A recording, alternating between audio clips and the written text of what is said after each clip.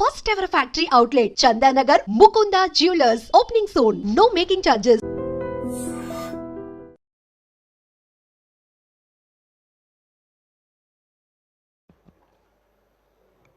హోంశాఖకు సంబంధించిన చర్చ, శాంతి భద్రతల మీద చర్చ,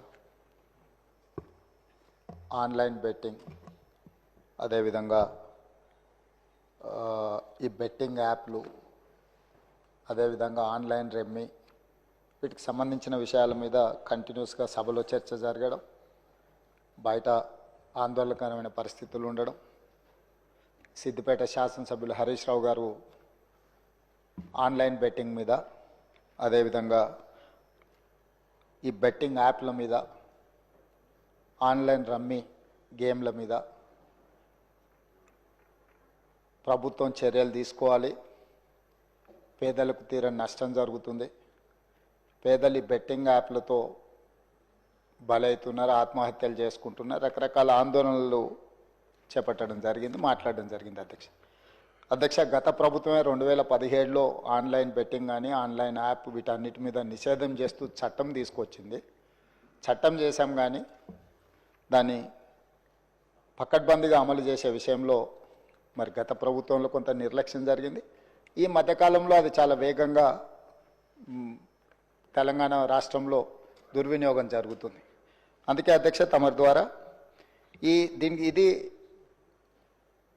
పక్క రాష్ట్రాలు, దేశము, ఇతర దేశాలు ఈ నేరం ఒక రకంగా అంతర్జాతీయ స్థాయిలో, రాష్ట్ర స్థాయి నుంచి మొదలు పెడితే అంతర్జాతీయ స్థాయి వరకు వివిధ రకాల సంస్థలు, వ్యక్తులు, రకరకాల దేశాలకు సంబంధించిన నేరగాళ్ళు అందరూ కూడా ఇందులో పాల్గొంటున్నారు. ఇది ఏదో టెంపరీగా ఒక పోలీస్ స్టేషన్లోనో లేకపోతే ఒక పరిధిలో మనం విచారణ చేస్తే దీనికి ఈ సమస్యకు సమూలమైన పరిష్కారం కనుగొనే పరిస్థితి లేదు. కాబట్టి ఈ ఆన్లైన్ బెట్టింగ్ కానీ, ఆన్లైన్ ఈ యాప్లు కానీ, లేకపోతే ఆన్లైన్ రమ్మీ లాంటి గేములు, డిజిటల్లీ ఈ గేమింగ్ ఏదైతే జరుగుతుందో, ప్రధానంగా బెట్టింగ్ ఏదైతే జరుగుతుందో దీని పట్ల రాష్ట్ర ప్రభుత్వము అప్రమత్తంగా ఉండాలి, కఠినంగా వ్యవహరించాలని నిర్ణయం తీసుకున్నది. అధ్యక్ష నేను ఎవరి మీద ఆరోపణలు లేకపోతే ఎవరు ఏ పరిస్థితిలో వీటిని ప్రత్యక్షంగా పరోక్షంగా అనుమతించారు, ప్రోత్సహించారు, ఎక్కువ వివరాల దగ్గర నేను వెళ్ళదలుచుకోలేదు. రాష్ట్ర ప్రభుత్వం స్పష్టంగా బెట్టింగ్ యాప్లు కానీ, ఆన్లైన్ బెట్టింగ్ కానీ, ఆన్లైన్ రమ్మీ గేమ్ల పట్ల అప్రమత్తంగా ఉండడమే కాదు కఠినంగా వ్యవహరించాలని ఈరోజు రాష్ట్ర ప్రభుత్వం నిర్ణయం తీసుకున్నది. దీన్ని నిరోధించడానికి, నిషేధించడానికి అవసరమైన చర్యలు తీసుకోవడానికి ఒక స్పెషల్ ఇన్వెస్టిగేషన్ టీం, వీలైతే సిబిసిఐడి కానీ లేకపోతే అధికారులతో సమీక్ష చేసిన తర్వాత ఒక స్పెషల్ ఇన్వెస్టిగేషన్ టీంని వేసి కఠినంగా వ్యవహరించాలని చెప్పి ఈరోజు రాష్ట్ర ప్రభుత్వం నిర్ణయం తీసుకున్నది. అధ్యక్ష అదేవిధంగా గతంలో చేసిన చట్టంలో దీంట్లో ప్రధానంగా 2 సంవత్సరాల కంటే మించి శిక్ష కూడా లేదు.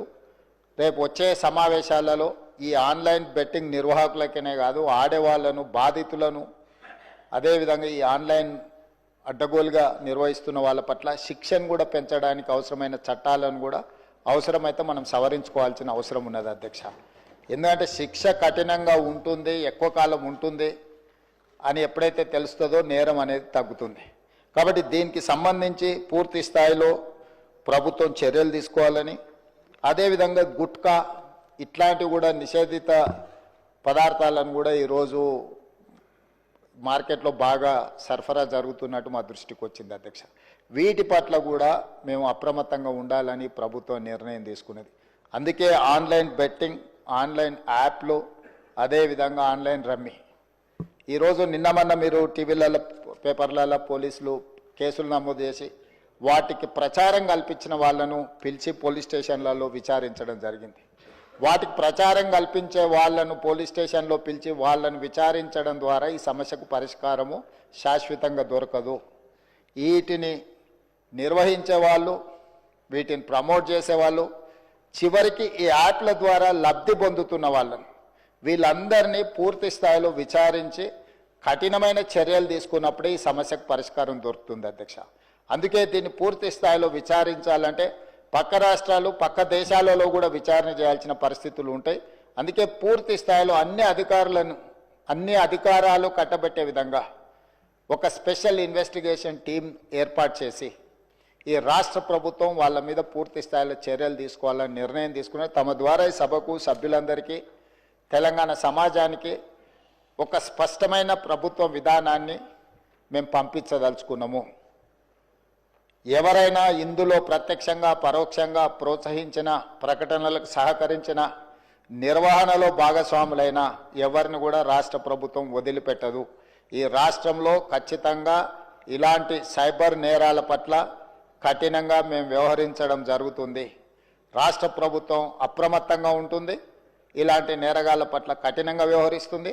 ఈ సభ ద్వారా సభ్యులందరికీ నేను ఈ ప్రకటన ద్వారా ఒకే మాట చెప్పదలుచుకున్నా, స్పెషల్ ఇన్వెస్టిగేషన్ టీంను ఏర్పాటు చేస్తున్నాము. తద్వారా అందరినీ కఠినంగా అణచివేయడమే కాకుండా చర్యలు తీసుకుంటామని తమ ద్వారా తెలియజేయదలుచుకున్నా అధ్యక్ష.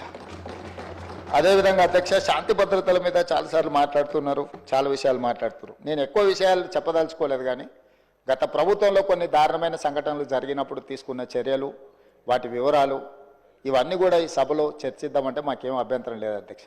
ఎక్కడైనా చెదురుమదురు సంఘటనలు జరిగినా, అనుకోకుంటే ఎవరైనా నేరానికి పాల్పడ్డప్పుడు నేరం అనేది ఎవరు మనకు చెప్పి ముందస్తుగా సమాచారం ఇచ్చి పాల్గొన్నారు.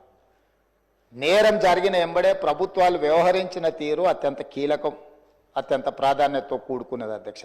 అందుకే మన రైల్లో జరిగిన సంఘటన పట్ల కానీ, అది రైల్వే పోలీసుల పరిధిలో ఉన్నా కూడా మేము తక్షణమే చర్యలు తీసుకోవడానికి అన్ని రకాలుగా పోలీసులను అప్రమత్తం చేసినాం. ఏ చిన్న సంఘటన జరిగినా రాష్ట్ర ప్రభుత్వం అప్రమత్తంగా ఉంటుంది. ఆనాడు ఔటర్ రింగ్ రోడ్డు దగ్గర వెటర్నరీ డాక్టర్ను మీకు తెలుసు అధ్యక్ష, సాయంత్రం పూట అక్కడ ఉన్న డాక్టర్ని ఆ రోజు జరిగిన పరిస్థితులు, జరిగిన తర్వాత పరిణామాలు మనం అందరం చూసినాం.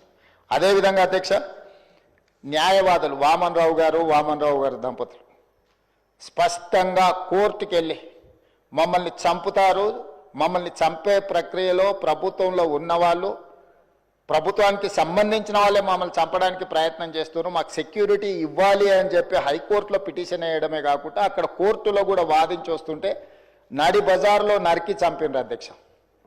నడి బజార్లో న్యాయవాదులను, హైకోర్టు న్యాయవాదులను నాడు నరికి చంపితే ఈనాటికి ఆ చంపిన వాళ్ళ మీద రకరకాలుగా ఆ రోజు కేసులో ఉన్న వాళ్ళని తప్పించి ఈరోజు సుప్రీంకోర్టులో రాష్ట్ర ప్రభుత్వం సిబిఐ విచారణకు వాళ్ళు కేసు వేస్తే ఈరోజు సిబిఐ విచారణ కోసం రాష్ట్ర ప్రభుత్వం మాకేం అభ్యంతరం లేదు, విచారణకు ఆదేశాలు ఇవ్వండి అని చెప్పే పరిస్థితి. న్యాయవాదులను చంపితే కూడా ఆనాడు ప్రభుత్వము ఏమాత్రం కూడా స్పందించలేదు.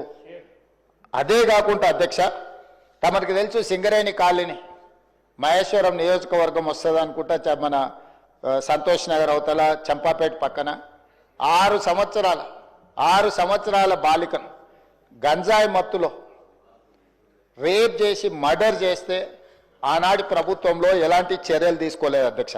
అదేవిధంగా అధ్యక్ష, 2020 సంవత్సరంలో దేశంలోనే మహిళలపై జరిగిన అత్యాచారాలల్లో ఆనాటి రాష్ట్ర ప్రభుత్వం 4వ స్థానాన్ని సాధించింది అధ్యక్ష. తెలంగాణ రాష్ట్రం మహిళల మీద జరిగిన మొత్తం చిన్నారులపై వీళ్ళపై అగత్యాలు జరిగిన దాంట్లో ఎన్సీఆర్బీ ఇచ్చిన నివేదిక ప్రకారం రాష్ట్రం 4వ స్థానంలో ఉండే అధ్యక్ష. అదేవిధంగా అధ్యక్ష, ఇట్లాంటి ఒక్క దగ్గర కాదు, ఎన్నో సంఘటనలు. జూబ్లీ హిల్స్లో మైనర్ బాలికను పబ్లో నుంచి తీసుకెళ్ళి అక్కడికక్కడనే జూబ్లీ హిల్స్లో రేప్ చేస్తే ఆ రేప్ చేసిన దాంట్లో టీఆర్ఎస్ నాయకుడి కుమారుడే అందులో ప్రత్యక్షంగా పాల్గొంటే ఆ రోజు వాళ్ళను కాపాడడానికి ప్రయత్నం చేసిండ్రు అధ్యక్ష. అదేవిధంగా అధ్యక్ష, వక్ఫ్ బోర్డ్ చైర్మన్ కొడుకే ఆ రోజు కేసులో ఉండడానికి కేసు కట్టడం జరిగింది అధ్యక్ష. సరిగ్గా నేను ఎక్కువ దూరం వెళ్ళి ఆరోపణలు చేయదలుచుకోలేదు. ఆ రోజు ఉన్న ఒక మంత్రి గారి కుటుంబానికి సంబంధించిన వాళ్ళ మీద కూడా వచ్చిన ఆరోపణలు మీ అందరి దృష్టికి వచ్చినాయి అధ్యక్ష. అదేవిధంగా ఈరోజు ఇట్లాంటి సంఘటనలు జరిగినప్పుడు మన అందరం కూడా బాధితుల పట్ల సానుభూతితో నుండి నేరగాళ్ల పట్ల కఠినంగా వ్యవహరించడానికి సహకరించాలి. అట్లా కాకుండా ఇదేదో ప్రభుత్వమే ప్రత్యేకంగా ఈ చర్యలు చేసే వాళ్ళను కాపాడుతుంది అన్నట్టుగా ప్రధాన ప్రతిపక్ష పార్టీ ఈ రకంగా ఆరోపణలు చేయడం, తద్వారా ఒక ఆందోళనకరమైన పరిస్థితి కల్పించి తెలంగాణ రాష్ట్రంలోకి వచ్చే పెట్టుబడులను రానియకుండా పెట్టుబడులు ఎప్పుడు వస్తాయి అధ్యక్ష? శాంతి భద్రతలు పెట్టుబడిదారులకు రక్షణ కల్పించినప్పుడే రాష్ట్రానికి పెట్టుబడులు వస్తాయి. ఈరోజు ఏ మంచి పని చేపడదామన్నా దానికి ఒక దురుద్దేశాన్ని ఆపాదించి ఆ దురుద్దేశం ద్వారా తెలంగాణ రాష్ట్రం మొత్తం కుప్పగూలిపోయింది. ఈ రాష్ట్రంలో శాంతి భద్రతలు లేవు, ఈ రాష్ట్రంలో మీరు పెట్టుబడులు పెట్టకండి, ఈ రాష్ట్రం దివాలా తీస్తేనే తప్ప మాకు సంతోషం కలగదు అన్నట్టుగా ఈరోజు మాట్లాడడం ఏమాత్రం సమంజసం కాదు అధ్యక్ష. ఈరోజు ఈ రాష్ట్రంలో శాంతి భద్రతలను ఆనాడు 2004 నుంచి 2014 వరకు ఏది ఎట్లున్నా హైదరాబాద్ నగరంలో ప్రధానంగా శాంతి భద్రతల విషయంలో ప్రభుత్వం ఏమాత్రం ఆనాడు రాజీ పడకుండా మేము చేసిన ప్రయత్నాలు తెలంగాణ రాష్ట్ర అభివృద్ధికి ఎందుకో అనుకూలించినాయి.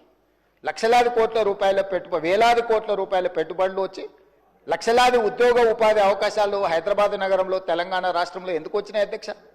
ఆనాటి ప్రభుత్వాలు తీసుకున్న నిర్ణయాలు, నేరగాళ్ల పట్ల వ్యవహరించిన తీరు, కఠినంగా వాళ్ళని అణచివేయడంతో ఈ రాష్ట్రానికి పెట్టుబడులు వచ్చినాయి, సంస్థలన్నీ వచ్చినాయి అధ్యక్ష. ఈరోజు సైబరాబాద్ ప్రాంతం కానీ, హైటెక్ సిటీ ప్రాంతం కానీ, ఔటర్ రింగ్ రోడ్ ప్రాంతం కానీ, అంతర్జాతీయ ఎయిర్పోర్ట్ ప్రాంతం కానీ, గచ్చిబౌలి కానీ ఇలా చెప్పుకుంటూ వెళ్తే రాయదుర్గం కానీ ఇవన్నీ ఎప్పుడు విస్తరించినాయి అధ్యక్ష?